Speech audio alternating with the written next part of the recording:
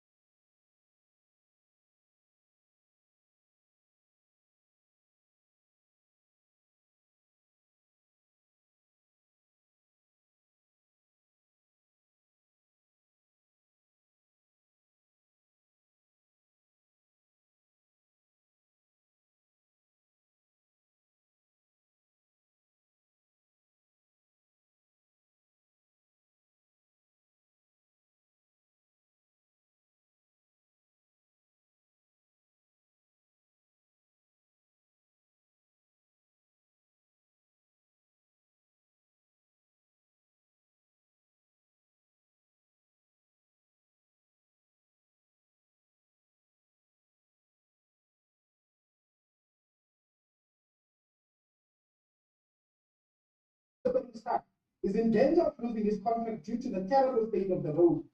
Every 40 days, his farm produces more than 500,000 chickens. About 55 trucks to transport the chicken and deliver 1,500 tons of feed. These trucks use the road D1248, the provincial road, to access the farm. 39 households will be affected if this termination takes place. On Workers' Day, members of the Sindisiwe Methodist Church of South Africa in Manikeng were forced to fill potholes found in the street near the church. Community members, business forums, and taxi associations across the Northwest Province have had to dig deep into their own pockets to fix access roads. All this, Honorable Chairperson, due to the failure of the ANC to govern. On the 7th of May, public figure Level Modex posted a video on his Facebook page about the current state of the airport road in the city of Matosana. He jokingly said, as I paraphrase Chair, that people are no longer in need to go to Kimberley in order to see the big holes. The holes on the airport were enough to become a tourist attraction. This is deeply saddening, Honorable Chairperson.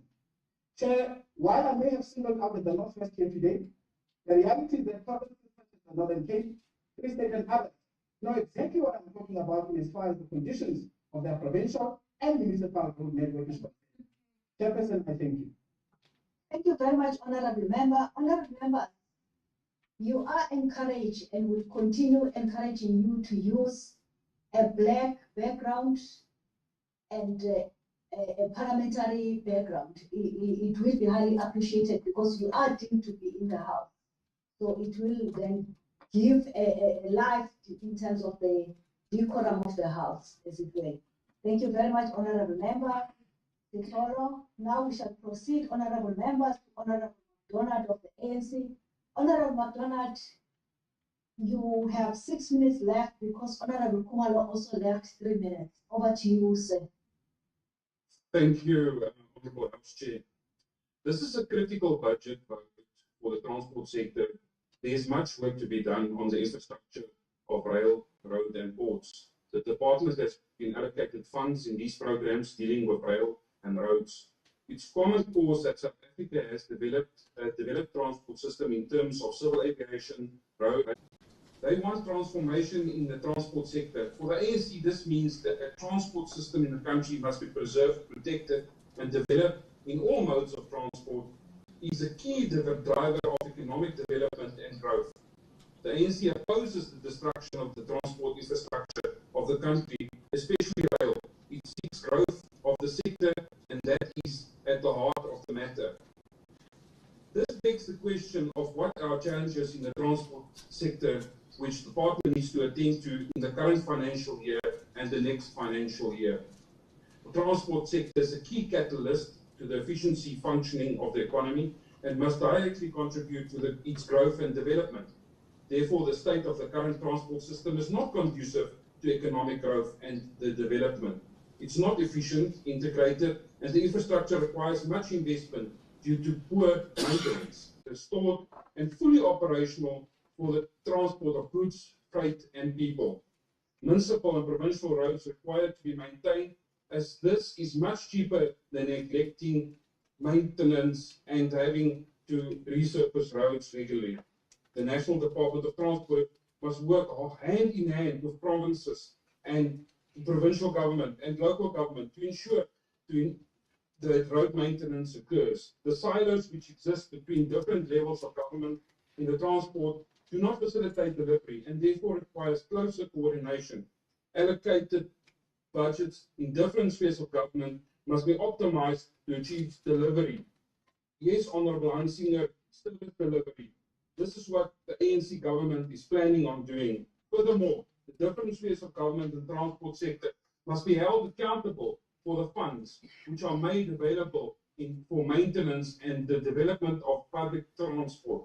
Most people in South Africa don't care about who is responsible for what road, just that the potholes be fixed or not. Apartheid spatial planning placed the majority of black working class and the poor away from the places of work, and therefore these communities are reliant on public transport. In the best of circumstances, most of these people require to use more than one mode of transport, such as the rail and road. This historical injustice of apartheid negatively impacts on these communities as they spend much time traveling to earn a living, and also impacts on the family life. This program is funded by government through the National Department and provinces. Therefore, it's imperative that the Department of Transport ensures that the development of the transport system occurs to serve such communities which are dependent on public transport for their livelihoods. This means that the rail and road transport required to fix and fully operational to serve our people transport needs are the cheapest and possible at the cheapest cost. The rapid bus transport system requires efficiency function where it's operational and extended to the areas where there are similar transport needs. Public transport is efficiently organized and integrated and play an important role to reducing carbon emissions through reducing car fleet on the roads.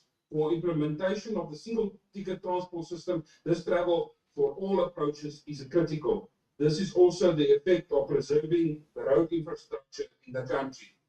The entity presented to the community as part of the budget vote process and is critical to that is the entity, its focus on the budget vote is funded through the special levy as per the Road Accident Fund Act. The Road Accident Fund plays an important role as a social benefit scheme for the victims of road accidents. In the past year, the Road Accident Fund has paid out 34.2 billion, of which 20.87 billion was paid out towards loss of earnings as a result of vehicle accidents. Moreover, some 2.2 billion was paid out on the loss of support for dependents of vehicle accidents which have lost breadwinners. In a country struggling to reduce the triple challenges of poverty, inequality, and unemployment, the payment to dependents is critical as it draws the line for those families between facing abject poverty and survive commenced. There are a number of challenges which still need to be addressed, legislation as well as the functioning of the fund, including the role of legal fraternity associated with the work of the fund that requires to be regulated. There's no substitute for efficient administration, and this certainly has to improve. At the fund, as duplicate payments are unacceptable, the funding model must be improved. All forms of corruption must be eliminated from the workings of the Road Accident Fund. It is unacceptable that the fund pays higher medical rates than the medical aids, and this must be corrected. Improving the financial state of the fund through reduction of liabilities does require restructuring. A balance between the revenue and claims need to be reached in favor of revenue for the fund to operate as a going concern. Chair, the Road Accident Fund has made slow and steady progress to improve the governance and operations, including its financial operations, through the appointment of the new board and ensure consequence management. Actuarial costs and investigation costs has been reduced through internal capacity building, as these are now treated as core functions. The changes required for improving the function of the fund in terms of reducing its liability must occur within the financial year through generating further surplus as part of the restructuring. Critical to the operations of the Road Accident Fund is ensuring safety on the roads to reduce the number of road accidents and fatalities. Efficient road maintenance will also have some effect of reducing accidents and fatalities on the road.